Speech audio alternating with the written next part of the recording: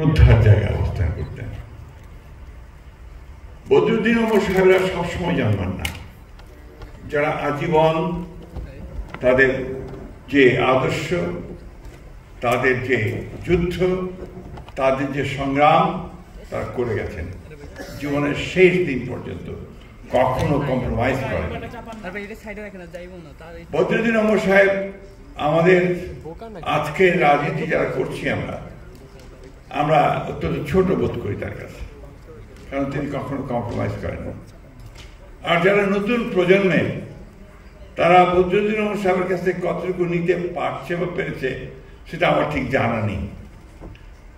একটা কথা এখানে খুব জোরে সরে এসছে বদরুদ্দীন ওমর সাহেবের কথাগুলো থেকেই,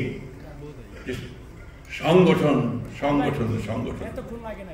আমার মনে হয় ব্যক্তিগত ধারণা থেকে বিপ্লব তখনই সফল হয় যখন সংগঠন থাকে। আজকে এই যে একটা হতাশা এসছে, এই হতাশার মূল কারণটা হচ্ছে যে সংগঠনের অভাব। বিপ্লবী সংগঠন যদি না থাকে তাহলে বিপ্লব হয় বলে আমার অন্তত মনে হয় না। আপনারা আমার চেয়ে অনেক ভালো বলবেন, অনেক তাত্ত্বিক আছেন এখানে। এটা হচ্ছে মূল কথাটা।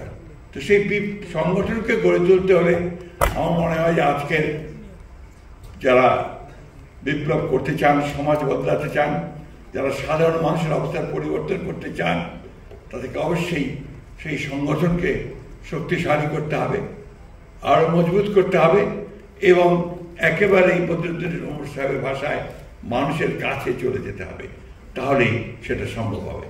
আমাকে আমন্ত্রণ জানান, আমি আবার আপনাকে ধন্যবাদ জানাচ্ছি। আপনাদেরকে সবকে শুভেচ্ছা।